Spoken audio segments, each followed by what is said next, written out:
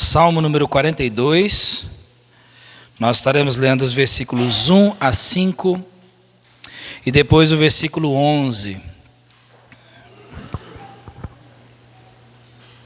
Salmo 42, versículos 1 a 5 e depois o versículo 11. Meus irmãos encontraram? Pode ficar sentados mesmo. Eu vou fazer a leitura aqui, você pode acompanhar aí na sua Bíblia. Salmo 42, versículos 1 a 5, a palavra de Deus diz assim: Assim como o cervo brama pelas correntes das águas, assim suspira a minha alma por ti, ó Deus. A minha alma tem sede de Deus, do Deus vivo. Quando entrarei e me apresentarei ante a face de Deus? As minhas lágrimas servem-me de mantimento de dia e de noite, enquanto me dizem constantemente: onde está o teu Deus? Quando me lembro disto, dentro de mim derramo a minha alma, pois eu havia ido com a multidão. Fui com eles à casa de Deus, com voz de alegria e louvor, com a multidão que festejava. Por que estás abatido, ó minha alma, e por que te perturbas dentro de mim? Espera em Deus, pois ainda o louvarei pela salvação da sua face. Versículo 11. Por que estás abatida, ó minha alma, e por que te perturbas dentro de mim? Espera em Deus, pois ainda o louvarei, o qual é a salvação da minha face e o meu Deus. 43, versículo 5. Por que estás abatida, ó minha alma, e por que te perturbas dentro de mim? Espera em Deus, pois ainda o louvarei, o qual é a salvação da minha face e Deus meu. Esses versículos que nós olhamos, eles mostram para nós ali a respeito da alma, né? A respeito da alma. Você lembra que no nosso estudo anterior relacionado à santificação, nós vimos sobre a santificação do Espírito, né? Nós falamos a respeito disso e lembrando que esses estudos eles estão baseados naquele versículo de Tessalonicenses, né? Você lembra? 1 Tessalonicenses capítulo 5, versículo 23. Para ajudar a gente a gravar melhor, você pode falar comigo esse versículo, como da última vez nós fizemos? Vamos lá, 1 Tessalonicenses 5, 23, fala comigo. E o mesmo Deus de paz vos santifique em tudo, e todo o vosso espírito e alma e corpo sejam plenamente conservados, irrepreensíveis para a vinda de nosso Senhor Jesus Cristo. Ele fala sobre a importância da santificação, de ser encontrado repreensível o espírito, a alma e o corpo para a vinda do nosso Senhor Jesus Cristo. Isso é a santificação. Nós já falamos sobre a santificação do espírito, nosso espírito que antes estava morto. Falamos sobre hoje nós vamos estar falando sobre a santificação da alma. Mas os irmãos se lembram a composição do ser humano? É importante a gente entender isso. É muito importante. Porque se nós entendemos a composição do ser humano, nós vamos entender melhor a forma que Deus age nas nossas vidas pela palavra. Então, o ser humano, de acordo com Tessalonicenses 5, 23 e outros textos da Bíblia, ele foi criado por Deus com espírito, alma e corpo. Essa é a composição do ser humano. Os irmãos se lembram que nós já falamos, o espírito, ele é diferente da alma. Espírito é uma coisa e alma é outra. Embora os dois sejam interligados, inseparáveis, né? Mas o espírito é a parte que interage com Deus. É a parte que interage com o mundo espiritual. Todo ser humano, nós já falamos sobre isso, todo ser humano ele nasce espiritualmente morto e ele precisa então ser vivificado. E é isso que o Senhor faz conosco, de acordo com Efésios capítulo 2, versículo 1. Né? Então esse é o nosso espírito. O nosso espírito ele interage com Deus, com o mundo espiritual. Nós temos então o nosso corpo é fácil de detectar, né? Porque é isso aqui que vocês veem, é isso que eu estou vendo. Eu não consigo ver o seu espírito, não consigo ver a sua alma, não consigo saber o estado do seu espírito ou o estado da sua alma, mas o seu corpo, o meu corpo, nós conseguimos ver. Essa é a nossa parte visível, é a parte de nós que interage com esse mundo aqui, com as coisas palpáveis, com as coisas que nós vemos. Interage através dos 5 sentidos, né? Dos nossos sentidos: paladar, olfato, visão, audição e tato. Então tudo isso nós sentimos através do nosso corpo. E nós vamos ver mais adiante sobre o corpo. Hoje à noite nós vamos estar vendo sobre a alma, mas lembra o que é a alma? A alma é diferente do espírito. A alma é a parte de nós que interage com as coisas que nos acontecem. Por isso é importante entendermos sobre a alma. A nossa alma, ela interage com as coisas que nos acontecem. São os nossos sentimentos, as nossas emoções, o nosso temperamento. É o meu jeito de ser. É o que faz de nós, nós. Né? É aquilo que faz de você, você. Então essa é a sua alma, o seu jeito. Muitas pessoas dizem assim: mas esse é o meu jeito. Lembra? Nós não somos chamados para sermos conforme o nosso jeito, mas conforme o jeito de Cristo, conforme Cristo. Então nada desse conceito de eu sou assim e pronto, acabou. Não. O Senhor, Ele deseja moldar as nossas vidas, o nosso espírito, a nossa alma e o nosso corpo, né? Então podemos ver por toda a Bíblia textos que mostram a respeito das emoções que fluem da nossa alma. Nós acabamos de ler um texto assim aqui em Salmos 42. O Salmo 42 que nós lemos e diversos versículos de Salmos, nós vemos ali os escritores derramando a sua alma diante do Senhor, mostrando os seus sentimentos, as suas angústias, as suas aflições, as suas alegrias. Tudo isso aflui de onde? Da alma. Tudo isso sai da nossa alma, né? Então essas 3 composições do corpo humano, do ser humano, aliás, estão interligadas. Está tudo interligado. O meu estado de espírito vai influenciar diretamente a minha alma, que por sua vez também influenciará, seja positiva ou negativamente, o meu corpo. E é aí que nós encontramos tantas pessoas, infelizmente, que estão doentes porque tem enfermidades na sua alma, porque a alma influencia o seu corpo, sabia disso? Quando a gente fala sobre alma, irmãos, a gente precisa tomar um cuidado muito grande, porque a questão é o seguinte: atualmente você vai encontrar muitas pessoas na internet, em vídeos e livros de autoajuda, ensinando como gerenciar os seus sentimentos, as suas emoções, vivendo de uma forma equilibrada, mantendo o equilíbrio diante das pressões da vida familiar, social e profissional, desenvolvendo habilidades emocionais que permitem um estilo de vida vitorioso que vai trazer sucesso para a sua vida e vai ajudar você a alcançar os seus objetivos. Em outras palavras, sabe como é que isso é chamado? Coaching. E aí você pergunta assim: pastor, qual que é o problema disso? Bom, além de vários problemas, inúmeros que a gente poderia citar, mas eu não vou dedicar tempo para isso, o problema básico e primordial é que nada de palavra de Deus, zero.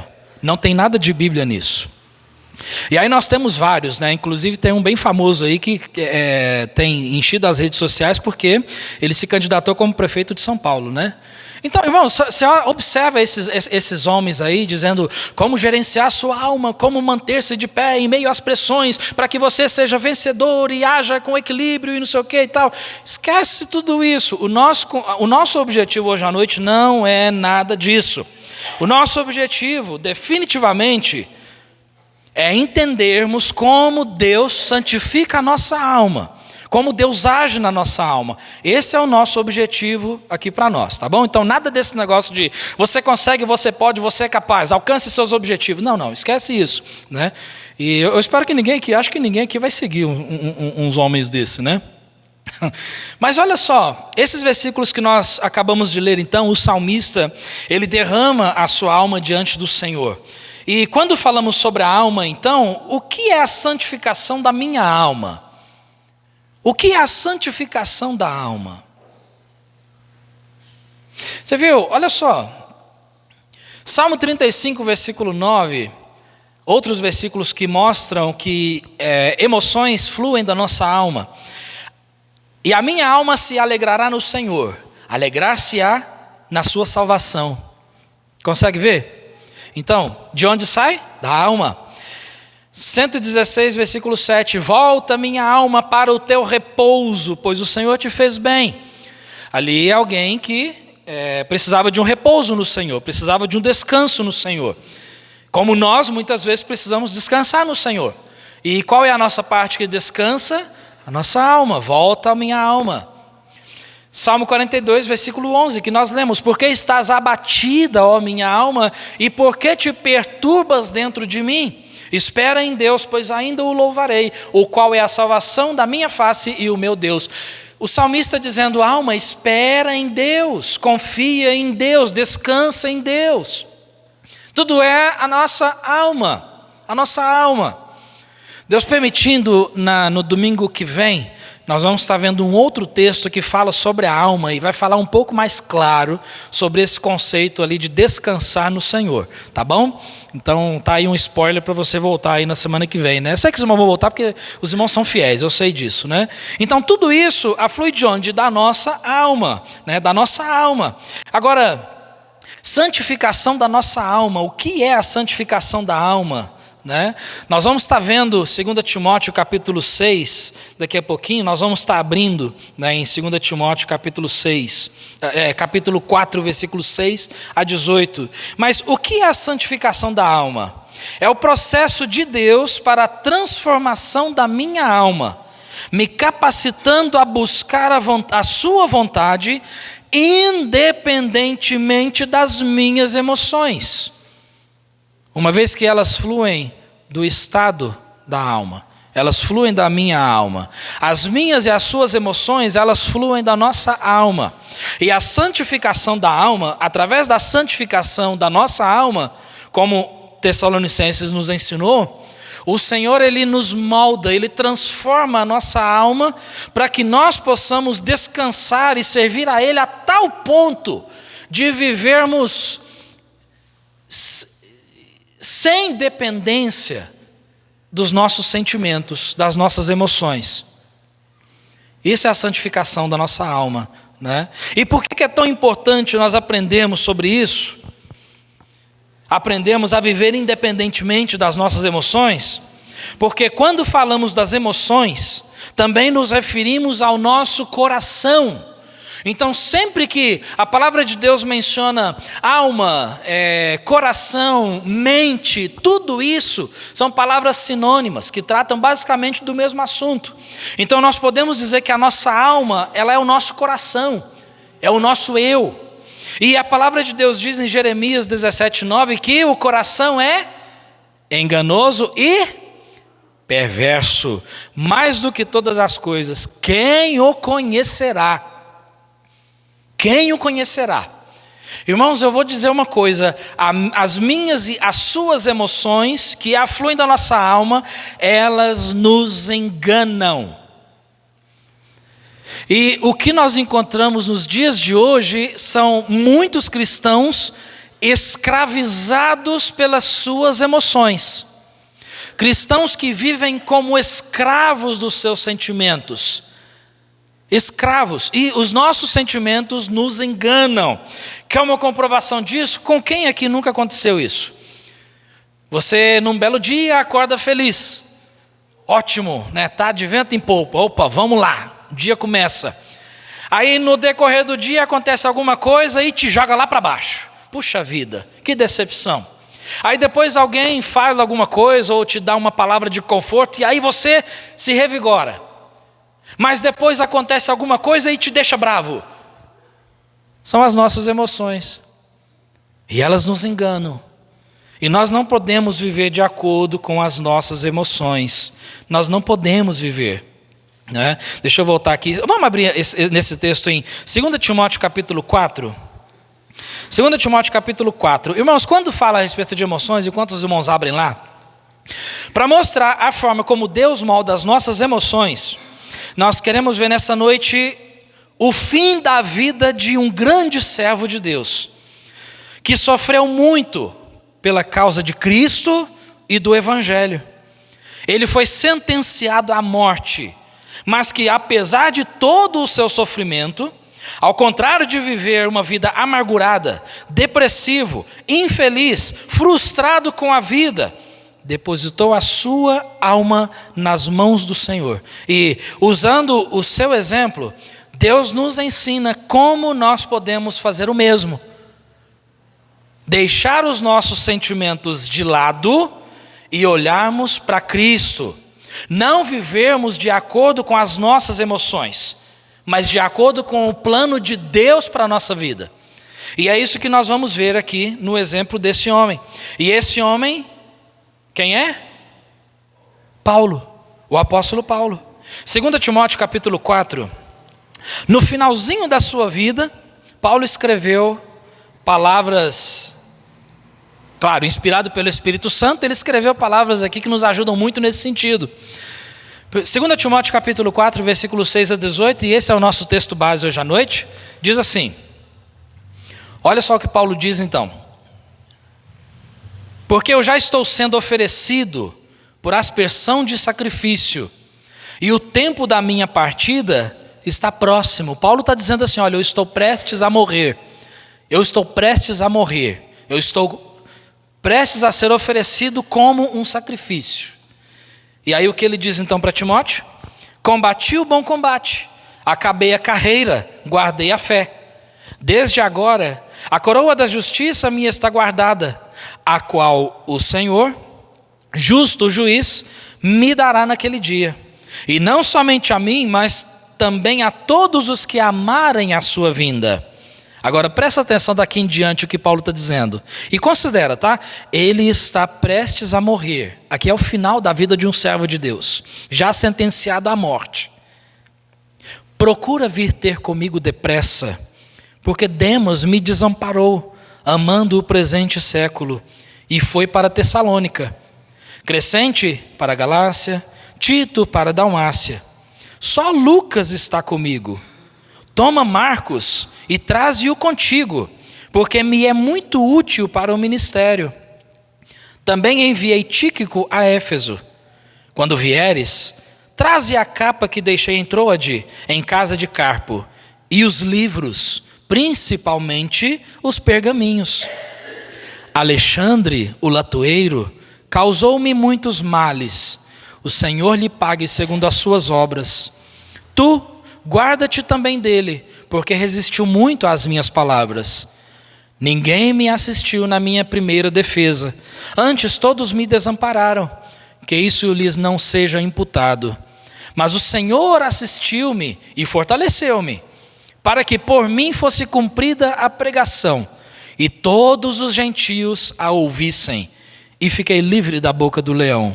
E o versículo 18 diz, e o Senhor me livrará de toda a má obra, e guardar-me-á para o seu reino celestial, a quem seja glória para todos sempre. Amém. E depois ele traz algumas saudações para finalizar a carta. Irmãos, eu confesso para os irmãos que estudando esse texto, eu fiquei maravilhado com a vida desse servo de Deus. Nós estudamos esse texto naquele curso, né, que nós terminamos de pregação expositiva. Esse foi um dos módulos, 2 Timóteo. E quando nós estudamos naqueles dias, né, fazendo tarefas prévias e tudo mais, para levar tudo pronto lá para o curso, lá em Ribeirão Preto, quando eu me debrucei nesse texto, eu fiquei maravilhado.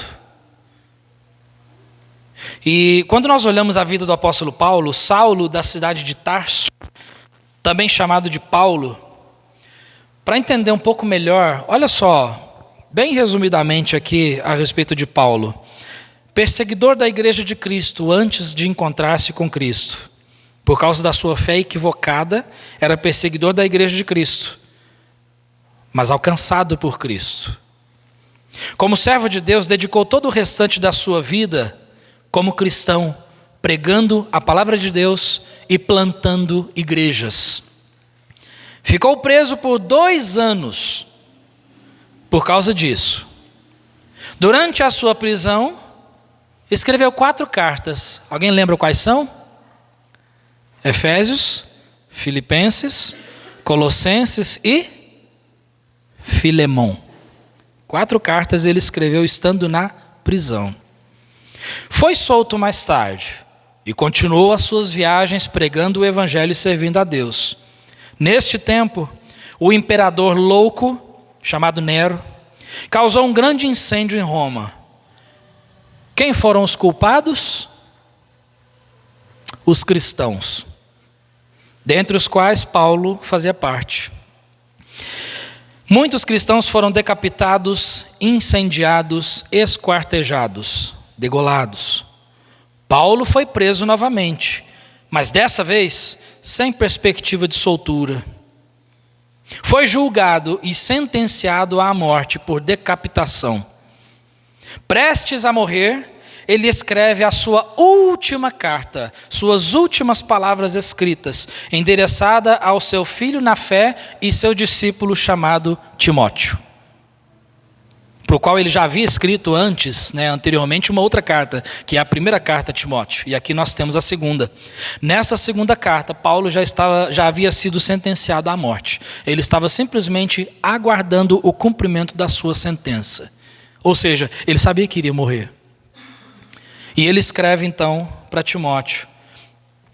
Agora, irmãos, quando nós olhamos o apóstolo Paulo, essas palavras que ele escreveu, inspirado pelo Espírito Santo, isso aqui nos ensina muito sobre o nosso estado de alma. Porque já que as nossas emoções fluem da nossa alma, isso aqui nos ensinam como nos comportarmos diante de momentos difíceis da vida cristã. Como a nossa alma, qual deve ser o estado da nossa alma diante de momentos complicados, diante de momentos de aflição. E lembra, se nós formos agir por nós mesmos, como se diz, nós vamos chutar o pau da barraca, a gente vai chutar o balde, você vai jogar a toalha, porque a gente desiste mesmo. E, irmãos, nós temos visto, infelizmente, uma geração de cristãos que tem sido tão fortemente influenciado e tem vivido de uma forma de escravidão pelos seus sentimentos. Hoje eu quero, eu vou fazer. Não, hoje eu não estou afim, eu não vou fazer. Hoje eu quero ir na igreja, eu estou animado, opa. Mas sabe, hoje eu já não estou tão animado para ir na igreja, eu não vou não. Hoje eu quero ler a Bíblia, ótimo, vai lá e lê. Não, hoje eu estou cansado, eu não vou ler a Bíblia hoje não. Pastor, eu sou assim, eu sou assim. Mexeu comigo, o bicho pega. Né? Esse é o meu jeito, eu sou assim mesmo e esse é o meu jeito. Irmãos, tudo isso nos mostra que pessoas são escravizadas pelas suas emoções. Fazem quando sente bem, mas quando não sente bem, não fazem. Serve a Deus quando tem vontade de servir, mas quando não tem vontade, não serve. Que tipo de cristãos são esses? Que vivem escravizados pelas suas emoções. E conforme eu disse, as nossas emoções, elas nos enganam. Elas nos enganam. Então nós não podemos viver escravizados pelas nossas emoções. Então, qual deve ser o nosso comportamento diante de momentos assim? Como deve ser o estado da nossa alma? O que Paulo nos ensina aqui? Primeira coisa que ele nos ensina, irmãos, já indo para os pontos aqui: ninguém é autossuficiente. Ninguém. E isso nós encontramos no versículo 9. Você viu ali o que ele diz? Procura vir ter comigo depressa. Ou seja, ele está falando com Timóteo, dizendo assim: Timóteo, vem logo me encontrar. Eu preciso de você. Vem depressa. Vem depressa. Se alguém entre nós é daquele que tenta enfrentar os seus problemas, as suas dificuldades e resolver tudo sozinho, que gosta de se isolar achando que, não, eu mesmo consigo lidar com os meus problemas, eu mesmo consigo, se eu não resolver, quem vai resolver para mim? Eu preciso dar os meus pulos, eu preciso fazer a minha parte. Então, irmãos, pessoas acham que não precisa de ninguém, e muitas vezes nós estamos enganados, porque nós precisamos sim, nós precisamos. Pastor, eu sou daquele assim, os meus problemas eu só falo com Deus. Eu só falo com Deus.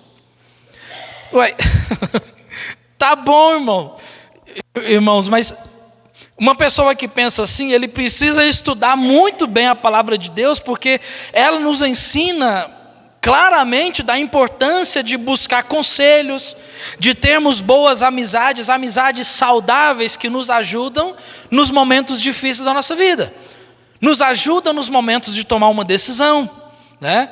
E até mesmo, lembra que Tiago fala sobre confessar os nossos pecados? Confessai as vossas culpas uns aos outros, até nesse momento de confessar. O sentido de confessar não é como os católicos, né, que chegam e confessam ali para o seu sacerdote os seus pecados.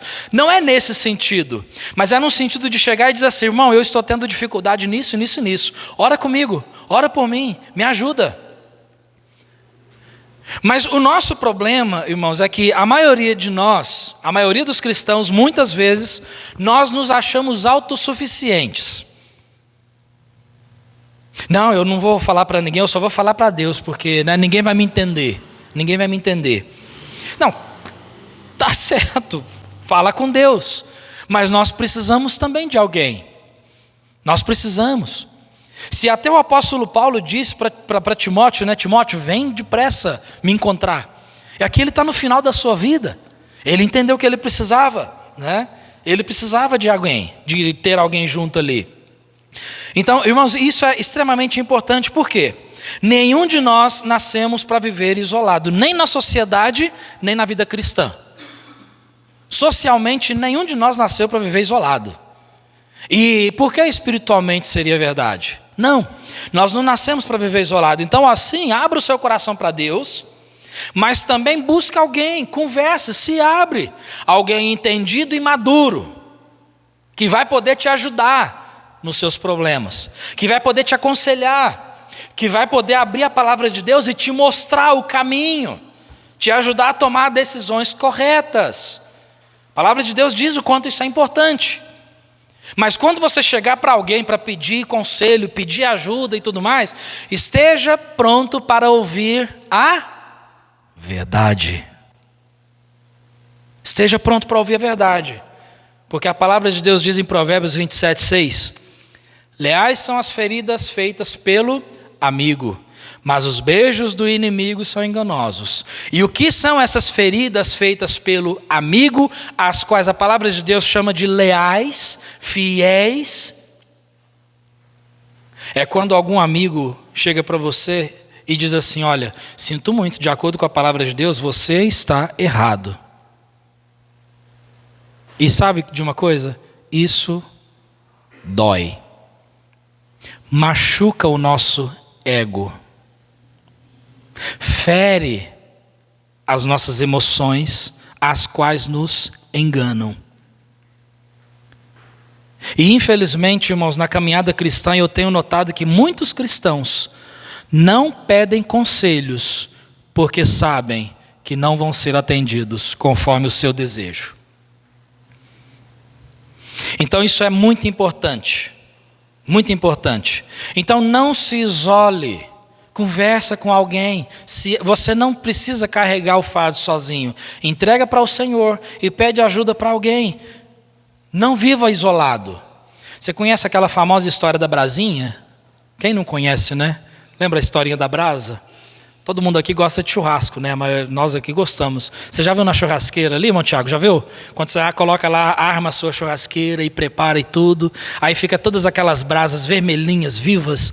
Você pega uma brasinha daquela e coloca num cantinho sozinha, isolada. O que vai acontecer com ela? Ela vai apagar. Pastor, mas essa historinha aí é tão antiga, mas pouca gente pratica. Irmãos, é por isso que nós precisamos sentir prazer de estar entre o povo de Deus.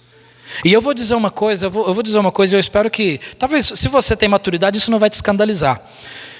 Eu tenho mais liberdade, nas questões espirituais, eu tenho mais liberdade e mais alegria de estar com o povo de Deus do que até mesmo com muitos da minha própria família. Por quê? Porque nós falamos a mesma língua, estamos indo para o mesmo lado. Ah, pastor, mas tem tanta desavença? Tenho, nós somos pecadores, você quer que aconteça o quê? Coloca dois pecadores juntos debaixo do mesmo teto, é igual marido e esposa. Tem algum marido e esposa aqui que nunca briga, não tem discussões, não tem desavença? Por que acontece as desavenças? Você pega um pecador junto com uma pecadora, coloca os dois debaixo do mesmo teto, você quer que vira o quê? Não é verdade? Mas nós não podemos nos isolar. Paulo reconheceu que eu precisava de Timóteo. Nenhum pregador da internet vai te ajudar de forma particular. Sabia disso? Nenhum pastor de internet vai te ajudar de forma particular. Não, pastor, eu não vou no culto, mas eu não largo minha Bíblia, eu não largo minhas orações, eu fico ouvindo mensagem lá da internet, porque eu tenho um pregador que eu gosto e tal. Ok, liga para esse pregador que você gosta e pede ajuda para ele, para ver se você vai conseguir falar com ele. Porque o meu povo é esse. E se eu não estiver entre o meu povo, que é o povo de Deus, eu não me sinto feliz. Porque as outras coisas não me atraem. Por quê? Porque eu amo isso. E você também ama isso, eu sei disso. Então Paulo disse, vem comigo depressa. Vem comigo depressa. Outra coisa que nós aprendemos aqui é, segundo, pessoas são pessoas. E eu não quero fazer que nem esses coaching da vida, né, que fala assim, repita comigo. Não vou fazer isso, mas repete comigo essa frase ali. Vamos lá. Pessoas são pessoas. Pessoas são pessoas. Pastor, o que isso tem a ver? Versículo 10. Porque Demas me desamparou, amando o presente século. Irmão, você não sabe a mensagem que tem nessas poucas palavras. Quem foi Demas? Colossenses 4,14 diz assim, Paulo escreveu, diz assim, saúda-vos Lucas, o médico amado, e Demas. Então no final da carta, Paulo dá ali as saudações e ele diz que Lucas, o médico, né, escritor do Evangelho de Lucas e o escritor do livro de Atos, ele está mandando saudações juntamente com Demas. Filemão, versículo 24, diz assim, Marcos, Aristarco, Demas e Lucas, meus cooperadores. Então o que nós entendemos aqui é que Demas, ele era o que do apóstolo Paulo? Ele era um cooperador, era um trabalhador. Demas era um cooperador do apóstolo Paulo na obra de Deus, um homem firme, fiel, porque Paulo não andava com qualquer pessoa, mas que em algum momento da sua caminhada com Cristo, pisou na bola, desejando os prazeres do mundo, e por isso abandonou o seu companheiro Paulo. Agora, se Demas era salvo de verdade, se não era, se abandonou de forma definitiva, se ele retornou, não sabemos. A palavra de Deus não nos diz, mas o que nós sabemos é que, em algum momento da caminhada com Paulo, nas viagens missionárias, Demas o desamparou, amando o presente século. E por que as pessoas fazem isso, por mais grandiosos servos de Deus que sejam aos nossos olhos, por que pessoas fazem isso? Porque pessoas são pessoas. Pessoas são pessoas. Por que as pessoas erram com a gente? Porque pessoas são pessoas. E às vezes nós nos esquecemos de que pessoas são pessoas e vivemos com frustrações e amarguras na nossa alma, porque nós colocamos muita fé e esperança em pessoas que simplesmente são pessoas. E aí, em determinado momento, essas pessoas também nos abandonam ou ferem os nossos sentimentos, ferem a nossa alma. E aí, qual é a nossa reação? Eu fico ali amargurado, com raiva, porque, puxa vida, logo ele, meu irmão em Cristo. Mas, irmãos, pessoas são pessoas. E a gente não pode esquecer disso. Pessoas são pessoas. Eu vou te decepcionar em algum momento, se eu já não fiz isso, e você vai me decepcionar. Sabe por quê? Porque nós somos pessoas, pecadores. Então, nesse ponto, nós somos iguais. E a gente não pode colocar as nossas emoções e a nossa esperança nas pessoas, porque as pessoas vão falhar. A minha esposa vai falhar comigo, o seu marido vai falhar, o marido vai falhar com a esposa, o filho vai falhar com o pai vai falhar com o filho, o irmão vai falhar com outro irmão.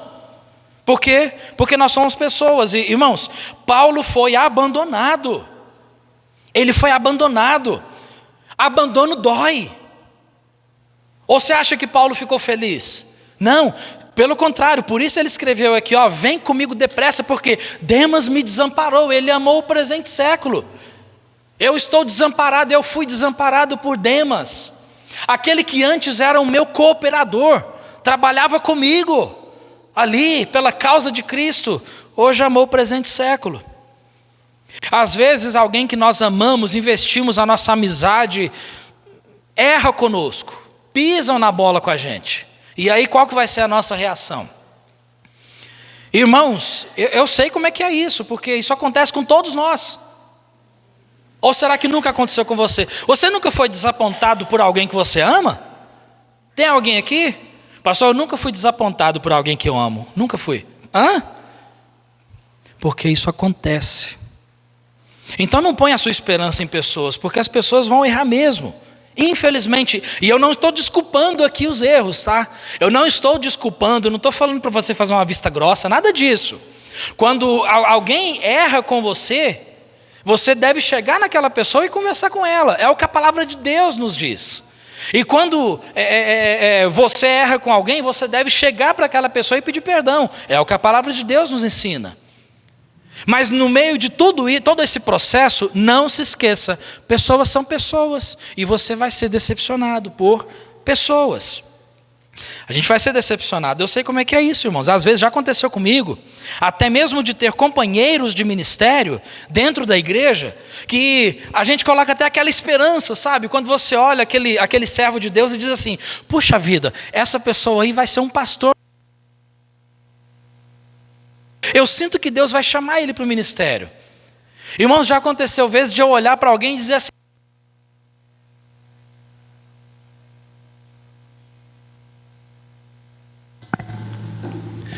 às vezes eu já olhei para pessoas e pensei assim, puxa vida, quem sabe aquele ali não vai pastorear uma igreja algum dia. E aí o que a gente faz? Vamos trabalhar junto, vem cá, irmão, eu vou te treinar.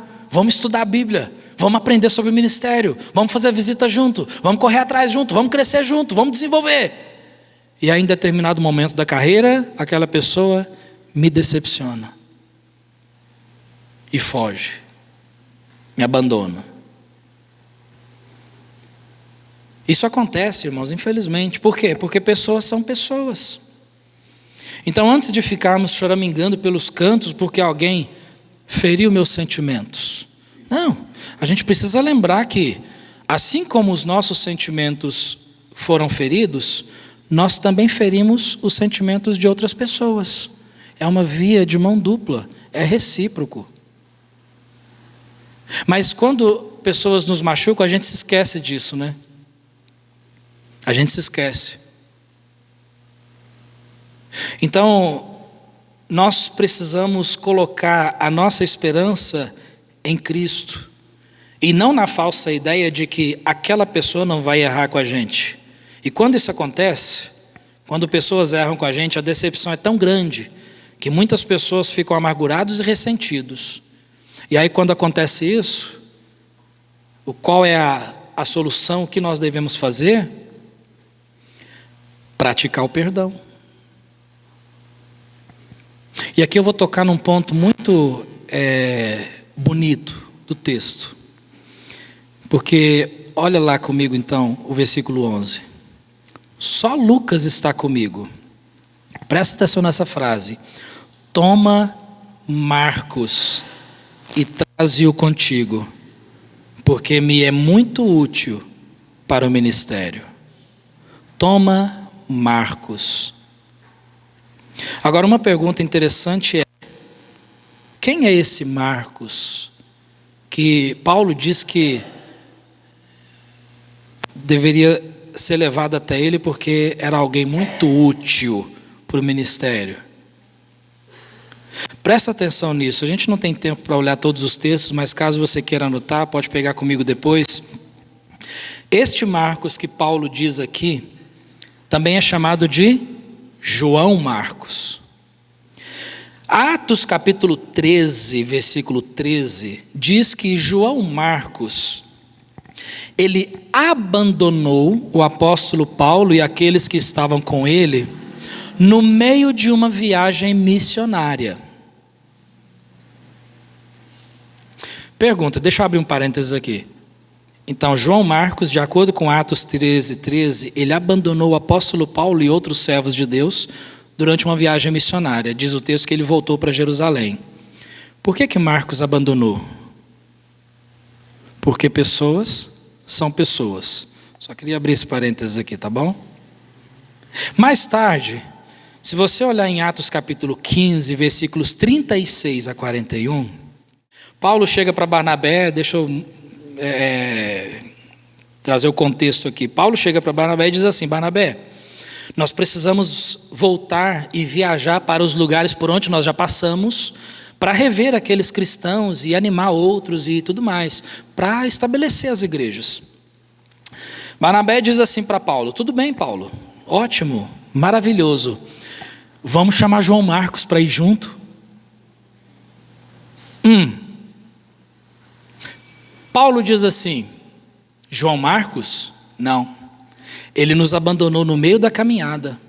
Talvez Paulo pensou: quem vai garantir que ele não vai fazer novamente? Não vamos chamar ele não. Comigo pisa na bola uma vez. Já viu a pessoa dizer isso? Não, irmão, ó, comigo só pisa na bola uma vez, acabou. E gente se orgulha, né? Enche o peito e comigo só pisa na bola uma vez. A desavença foi tão grande, eu sei que é difícil a gente imaginar isso, porque nós estamos falando do Paulo. A desavença foi tão grande, irmãos, que se você olhar no texto aí na sua Bíblia, não houve consenso. O que aconteceu então? Paulo pega Silas, um outro companheiro de viagem, e vai para outro lugar. Se separaram. Por quê? Porque houve ali um desentendimento. Agora, o tempo passa, Deus trabalha nos nossos corações a cada dia, o Senhor nos amadurece, não é verdade? Deus nos amadurece espiritualmente, Ele nos molda, nos santifica, nos faz mais parecidos com Cristo, e agora, aquele que antes era, eu vou usar a palavra desertor, para Paulo, agora Paulo diz que ele é muito útil para o ministério. O que aconteceu? Aquele que antes era um desertor, agora, para o apóstolo Paulo, ele era um grande servo de Deus, que não era somente útil, mas ele disse muito útil para o ministério.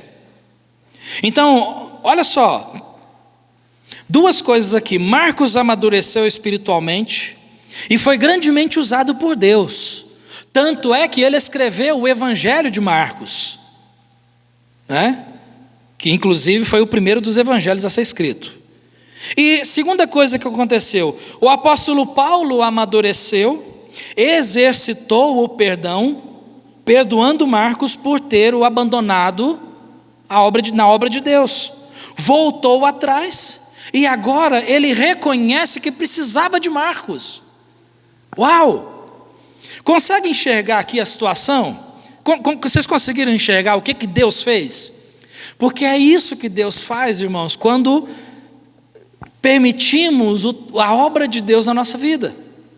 É isso que Ele faz. Ele trabalha na nossa vida. Então, para algumas pessoas, infelizmente, para muitos de nós, vamos dizer assim, para muitos de nós dizer a frase: me perdoe, eu errei. Rapaz, isso é pior do que espremer espinha. Isso é pior do que a morte mais lenta e dolorosa. Por quê? Porque por natureza nós somos orgulhosos e isso machuca o nosso ego. Rapaz, o marido dizer para a esposa: meu bem, me perdoe, isso mata a gente, porque nós temos o orgulho masculino, né? Que é isso? Na minha casa quem manda sou eu sou o chefe do lar, lá é eu que mando. Na minha casa, que é isso? A última palavra é minha. É sim, senhora, né? Isso machuca. Mas, irmãos, o que nós precisamos entender é que enquanto nós não exercitamos o perdão, praticamos o perdão, nós não perdoamos e nós não pedimos perdão quando nós falhamos. E convenhamos, às vezes nós pedimos perdão até mesmo por coisas que nós não fazemos. Enquanto nós deixarmos o orgulho tomar conta, nós não vamos cumprir o mandamento de Cristo. O que Paulo também nos ensinou em Efésios 4:32? Antes sede uns para com os outros benignos, misericordiosos, perdoando-vos uns aos outros, como também Deus vos perdoou em Cristo. E aí quando nós não praticamos o perdão na nossa vida, sabe o que acontece com a nossa alma?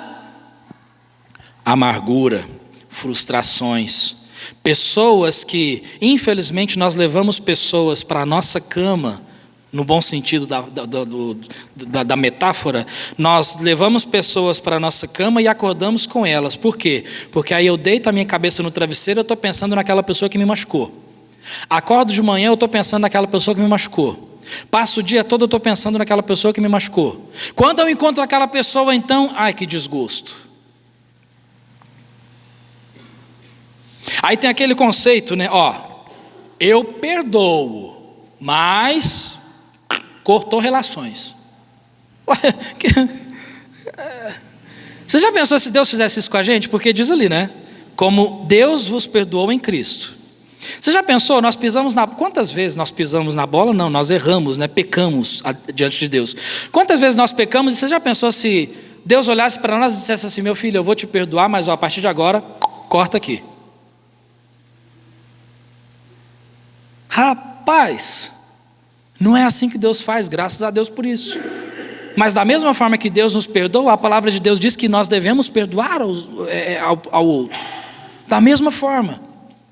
E Paulo então, agora, antes aquele que era desertor, agora alguém muito útil para ele no ministério, né?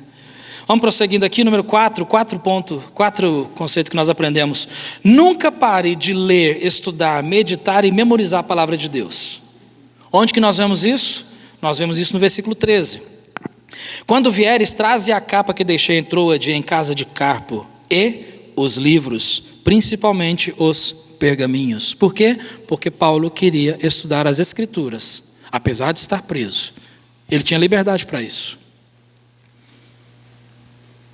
Irmãos, para e pensa, nos últimos momentos da vida de um servo de Deus, estando encarcerado, já sentenciado à morte, sabendo que estava prestes a morrer, o homem vem pedir para trazer as Escrituras.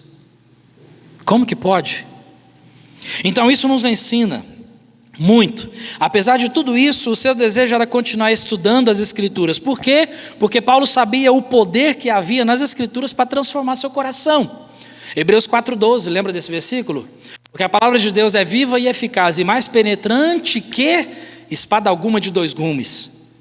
E penetra até a divisão da alma e do espírito, das juntas e medulas, e é apta para discernir os pensamentos e intenções do coração.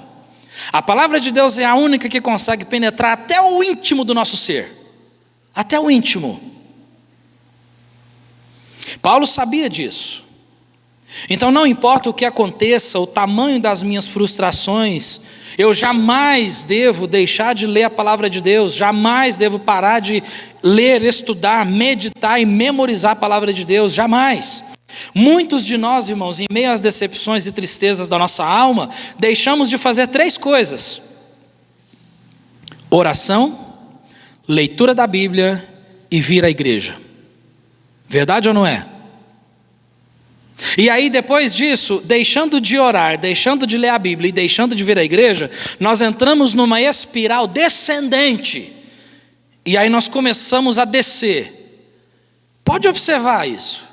Se você não passou por isso, eu creio que sim. Nós começamos a descer numa espiral descendente. Aí nós deixamos de ler a Bíblia, deixamos de orar, deixamos de vir à igreja, deixamos de ter alegria em servir a Deus, deixamos de falar de Jesus, deixamos de ajudar o próximo, deixamos de servir a Deus e deixamos de servir a Deus, e aí o pecado toma conta da nossa vida, e aí quando nós menos esperamos, nós estamos lá no fundo do poço. Porque, seja bem-vindo, essa é a nossa vida espiritual, quando nós deixamos de servir a Deus, né? Então, daí muitas pessoas vivem uma vida triste, sofrida, e quanto mais o tempo passa, piores ficam. Quanto mais o tempo passa, fica ainda pior.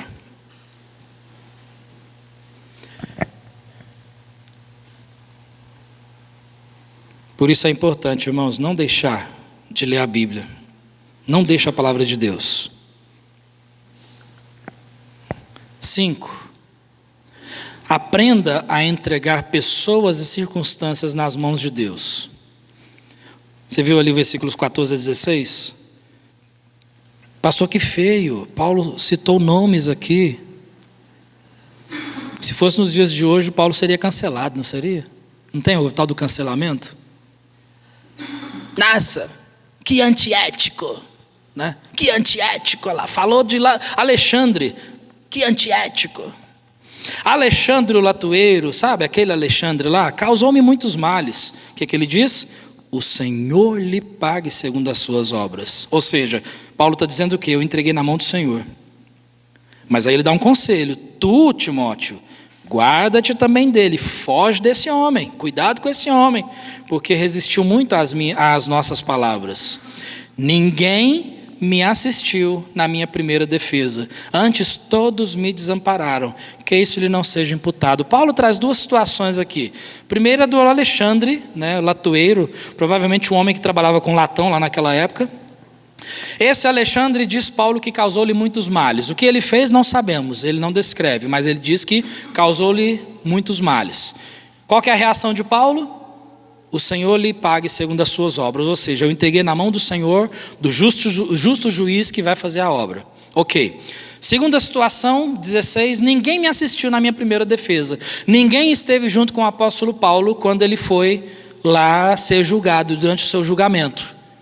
Qual foi a reação de Paulo? Que absurdo, ninguém me visitou, ninguém ficou comigo, ninguém foi lá me ver, ninguém me defendeu. Ah, que absurdo. Ah, não. Sabe de uma coisa? Não compensa servir a Deus. Ah, eu vou largar tudo. Aí, ó, ninguém está nem aí para mim. Tadinho de mim. Não. Paulo diz o quê? No versículo 16. Que isso lhes não seja imputado. Paulo foi desamparado, irmãos. Paulo foi desamparado. Mas ele não permitiu com que essas coisas trouxessem amargura para o seu coração. Ele entregou nas mãos do Senhor. E nós precisamos aprender esse conceito tão importante, porque 1 Pedro 5, 6 e 7 diz: humilhai-vos, pois, debaixo da potente mão de Deus, para que a seu tempo vos exalte, lançando sobre ele toda a vossa ansiedade, porque ele tem cuidado de vós. Mas é difícil, não é? Fala sério, não é difícil? Senhor, aqui estão, né, os meus fardos, o Senhor é justo, o Senhor está vendo o que estão falando de mim, o que estão fazendo contra mim, o Senhor está vendo, Senhor. Então nesse momento eu quero deixar nas tuas mãos, para que o Senhor cuide dessa causa para o teu servo. Ok, aí na próxima oportunidade que encontra aquela pessoa que te machucou,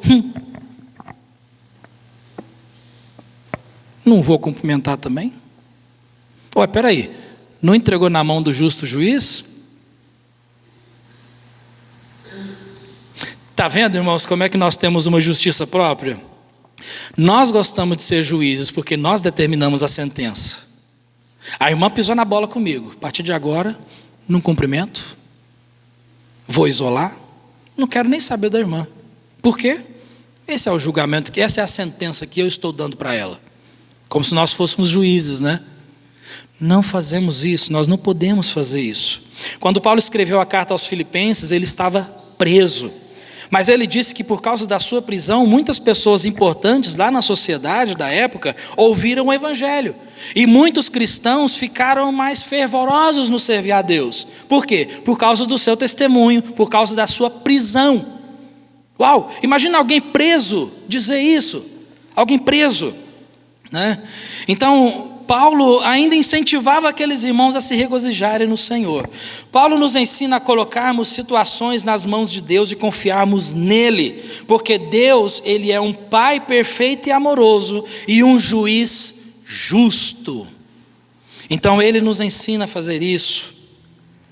Sexta verdade que encontramos aqui: creia no único Deus onipotente, onisciente, onipresente, onisciente e onipotente. Onde que nós encontramos isso? Você viu no versículo 17? Nós estamos chegando ao fim. 17. Apesar, no versículo 16, de ninguém estar junto com Paulo na sua primeira defesa, no seu primeiro julgamento, o versículo 17 diz que alguém estava com ele. Mas o Senhor assistiu-me e fortaleceu-me, para que por mim fosse cumprida a pregação, e todos os gentios a ouvissem, e fiquei livre da boca do leão. Olha só, Timóteo, ninguém estava comigo, mas o Senhor estava, e o Senhor me assistiu na minha defesa, e o Senhor me livrou ali, daquele momento, daquela morte. Eu fiquei livre da boca do leão, por um momento, porque agora ele estava sentenciado à morte, né? Então olha que interessante, não é apenas saber os fatos, mas experimentar. Paulo confiava de que havia um Deus onipresente que estava com ele em cada situação da sua vida. Cada vez que ele foi preso, irmãos, a palavra de Deus diz que Paulo foi açoitado, sofreu frio, nudez, foi apedrejado. Ele foi levado para fora da cidade como morto. Eles pensaram que ele estava morto e jogaram ele para fora da cidade, desacordado. Paulo acorda, sacode a poeira e vai fazer o quê? Pregar o evangelho de novo. Uau! Como seria possível isso?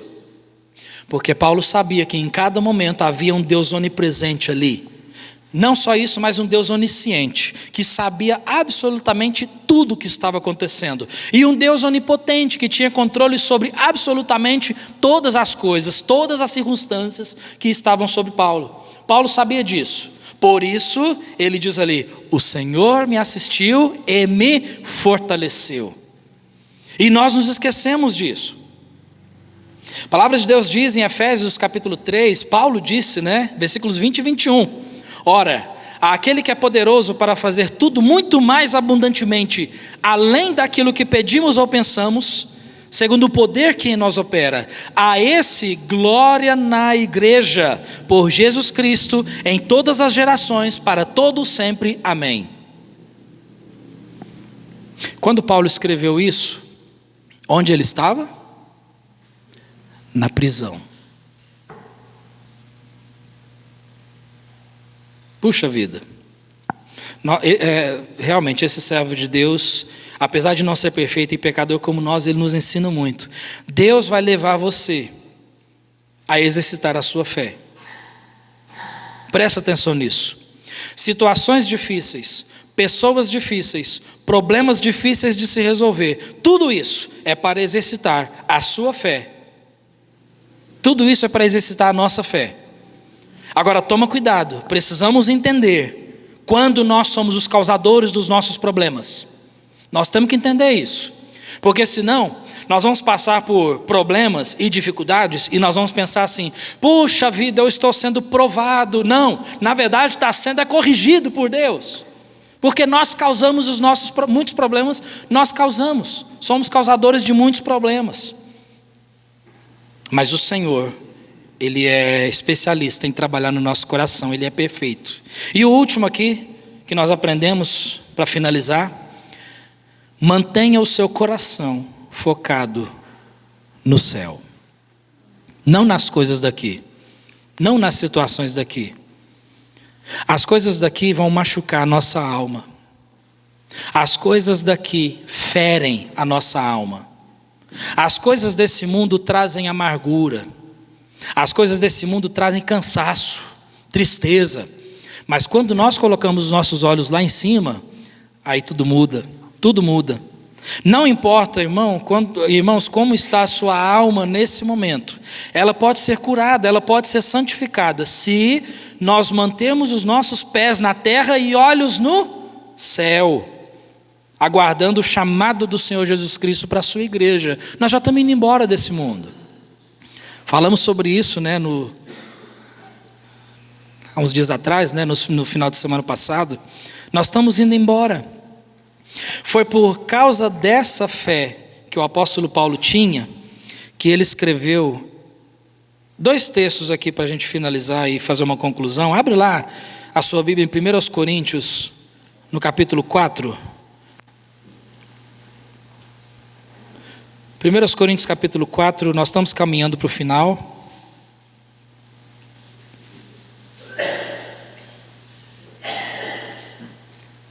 E eu vou pedir o seu perdão, é 2 Coríntios, tá bom? 2 Coríntios, capítulo 4, segunda carta de Paulo, Paulo escreveu à igreja de Corinto, no capítulo 4, olha lá os versículos 6 a 11. Porque Deus que disse que das trevas resplandecesse a luz, é quem resplandeceu em nossos corações, para a iluminação do conhecimento da glória de Deus na face de Jesus Cristo. Temos, porém, este tesouro. Qual tesouro? A iluminação de Cristo nos nossos corações. Temos, porém, este tesouro em vasos de barro, para que a excelência do poder seja de Deus e não de nós. Em tudo somos atribulados, mas não angustiados, perplexos, mas não desanimados, perseguidos, mas não desamparados, abatidos, mas não destruídos, trazendo sempre por toda parte a mortificação, ou seja, a morte do Senhor Jesus no nosso corpo, para que a vida de Jesus se manifeste também nos nossos corpos. E assim nós, que vivemos, estamos sempre entregues à morte, por amor de Jesus, para que a vida de Jesus se manifeste também na nossa carne mortal. Agora olha versículos 17 a 18, lá no finalzinho do capítulo. Porque a nossa leve e momentânea tribulação produz para nós um peso eterno de glória muito excelente, não atentando nós nas coisas que se veem, mas nas que se não veem. Porque as que se veem são temporais, e as que se não veem são... Quer um texto mais bonito que esse? Não olhar as coisas daqui. Esse era o foco de Paulo, ele olhava para o céu. Por isso ele disse: em tudo somos atribulados, mas não angustiados. Por isso.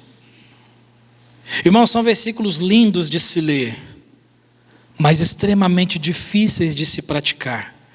Porque para praticar um texto desse, é necessário que você e eu entendamos que os sofrimentos que chegam a nós é para trazer honra e glória ao Senhor, para trazer edificação e fé para nós, para engrandecer o nome de Cristo. Por quê? Porque todo esse sofrimento que nós passamos nos ensina a não olhar as coisas daqui, não olhar para baixo, mas olhar para cima. E o segundo texto é Romanos capítulo 8, o último texto que nós vamos ver. Romanos capítulo 8, versículos 17 e 18. A alma do apóstolo Paulo, ela estava ancorada num lugar seguro. Romanos 8, 17 e 18. E se nós somos filhos, somos logo herdeiros também, herdeiros de Deus e co-herdeiros com Cristo, se é certo que com Ele padecemos, para que também com Ele sejamos glorificados. Porque, para mim, tenho por certo que as aflições deste tempo presente não são para se comparar com a glória que em nós há de ser revelada. Versículo 28. E sabemos que todas as coisas contribuem juntamente para o bem daqueles que amam a Deus, daqueles que são chamados segundo o seu propósito. Mas nota, antes que nós nos alegremos demais nesse versículo, não se esqueça, daqueles que amam a Deus. E olha o versículo 35 em diante. Quem nos separará do amor de Cristo? A tribulação, ou a angústia, ou a perseguição, ou a fome, ou a nudez, ou o perigo, ou a espada, ou seja, a morte. Como está escrito, por amor de ti somos entregues à morte todo o dia, somos reputados como ovelhas para o matadouro. Mas, apesar disso, em todas essas coisas, somos mais do que vencedores por aquele que nos amou. Porque estou certo de que nem a morte, nem a vida, nem os anjos, nem os principados, nem as potestades, nem o presente, nem o porvir, nem a altura, nem a profundidade, nem alguma outra criatura poderá nos separar do amor de Deus que está em Cristo Jesus, nosso Senhor. Amém? Quer mensagem melhor do que essa na palavra de Deus? Que texto maravilhoso! Irmãos, nada vai poder nos separar do amor de Deus que está em Cristo. Por quê? Porque esse amor é que nos possibilitou o perdão dos nossos pecados. E agora nós podemos olhar para cima. Tirar os olhos das coisas que acontecem aqui e olhar para cima. Olhando para cima, nós somos impulsionados a obedecer a palavra de Deus a cada dia. Por quê? Porque a nossa partida está próxima. Enfim, irmãos, imagine a angústia do coração do Paulo no dia do cumprimento da sua sentença de morte. O soldado tira ele da cela e o leva até o local da sua execução. Paulo então é colocado de joelhos, com o pescoço esticado em cima de um tronco. Seu coração está disparado e a sua respiração ofegante. Na sua alma, ele sente uma mistura de sentimentos. Ele sente a aflição daquele momento, mas também ele sente uma alegria indescritível, porque ele está prestes a ver, face a face, aquele que morreu na cruz pelos seus pecados. O soldado ergue a espada e, num piscar de olhos, Paulo se vê diante de Jesus e ali cai de joelhos, em gratidão àquele que nunca o abandonou e nunca o desamparou durante a sua caminhada, até no pior momento da sua vida. Quando a gente pensa sobre isso, isso traz um fortalecimento para o nosso coração. Irmãos, é possível viver uma vida alegre, com alegria na alma. É possível vivermos livres da amargura e da tristeza. Nós não podemos ser escravos dos nossos sentimentos, das nossas emoções. Eu não quero. Não é assim que funciona. Eu não sinto vontade. Não é assim que funciona. Não é assim que funciona. O que nós aprendemos aqui, a conclusão prática para a nossa vida é: servir ao Senhor é um ato de fé que transcende, ou seja, vai além, transcende as emoções da alma, tendo a liberdade para obedecê-lo, guiados pela palavra, não pelos sentimentos. É isso que nós aprendemos com o apóstolo Paulo. Se existe alguém que, humanamente falando, teria todo o direito de viver uma vida amargurada, uma vida triste, uma vida frustrada com os planos, seria Paulo. Mas o que ele fez? Entregou tudo nas mãos do Senhor. Então tudo isso que nós vemos, todos esses pontos, são verdades que nos libertam. Nos libertam do quê? Dos nossos sentimentos, das nossas emoções que nos enganam. Mas para que o Senhor liberte-nos das nossas emoções e dos nossos sentimentos, Ele precisa santificar a nossa alma. E todos esses pontos que nós vimos trazem santificação para a alma. Por quê? Porque transformam as nossas emoções. Então não viva escravizado pelas suas emoções. Não faz isso. Aprenda com o apóstolo Paulo, mas sabendo que o nosso exemplo perfeito é o Senhor Jesus Cristo. Porque, apesar de tudo que sofreu, Ele não abriu a sua boca. Amém? Vamos ficar de pé. Deixa Deus transformar a sua alma.